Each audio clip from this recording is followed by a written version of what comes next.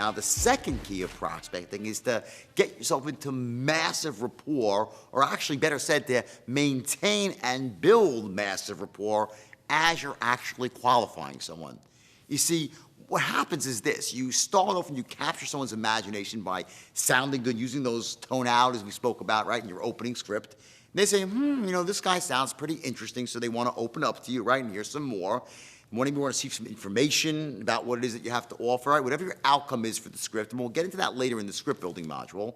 But then what happens is you transition from all of a sudden, sounding good to saying, let me ask you a couple of quick questions. And you say, how much money do you have in the bank? Or you might say, where do you live? Or how many sales do you have working for you? Or who's your supplier right now? You start asking these invasive questions, right? And typically what happens is this. As you start to invade someone's privacy, you essentially start falling out of rapport. So you need to be very, very aware that as you qualify, that you tend to run this risk of, starting to drift out of rapport and into this realm where you're almost like the inquisitor. Okay, now again, if I had a graph here, let me show you a straight line graph here, right? Now you have the open and you have the close. Above and below the line, you have your boundaries, right?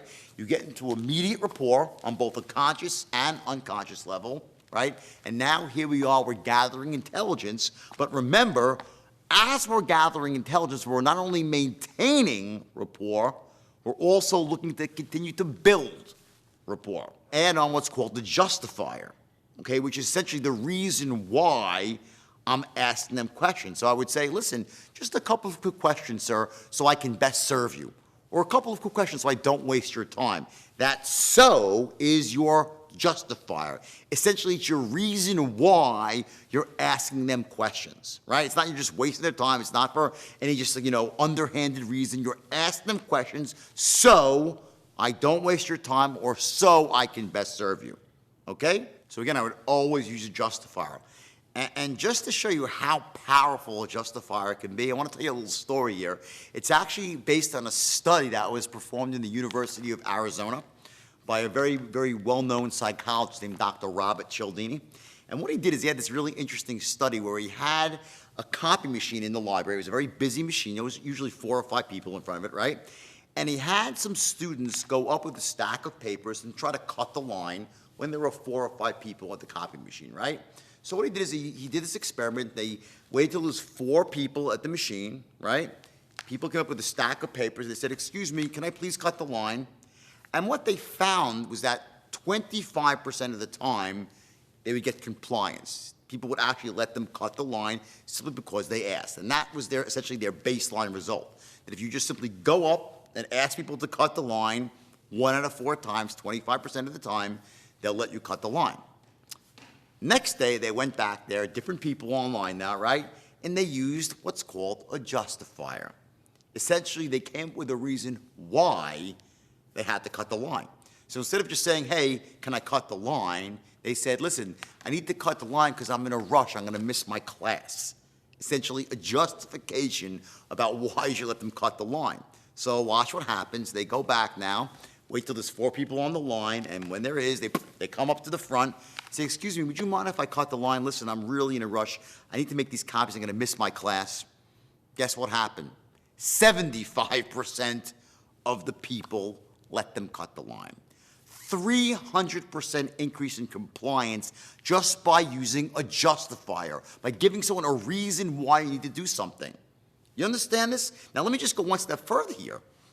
They figured, oh, maybe it's because it's a good reason. Like, it's really a valid reason why. Everyone can relate to that. They're all in college, right? I'm going to miss a class. So people say, okay, fine, do it. It makes sense. So they went back the next day, and they said, let's just come up with some ridiculous reason why. Just like say, I have to cut the line because I really have to. So next day, they went up there, 4 people on the line. They sent in their bowls, and they say, excuse me, do you mind if I cut the line? I really, really have to. Guess what percentage let them cut the line? 75%. It didn't matter. It didn't matter whether it was a good reason or a bad reason. You just had a reason why. That's the power of justifiers.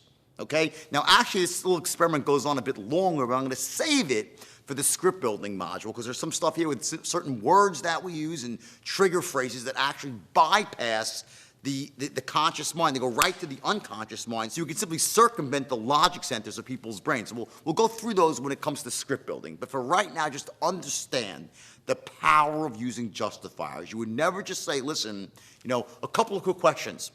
You'd say, listen, just a couple of quick questions so I don't waste your time, or a couple of quick questions so I could best serve you. So those are your first two keys to qualifying. First, to identify needs, and again, you want to do that in a way that goes just beyond basic needs, goes to ancillary needs, beliefs, values, and everything else, right? And to find out their why or their whys, okay? And number two, make sure you use your justifiers so that you can gain compliance and also stay in rapport while you're gathering that intelligence versus falling out of rapport and being viewed as the sort of grand inquisitor that's sort of just looking to extract information. Remember, you're not an extractor of information.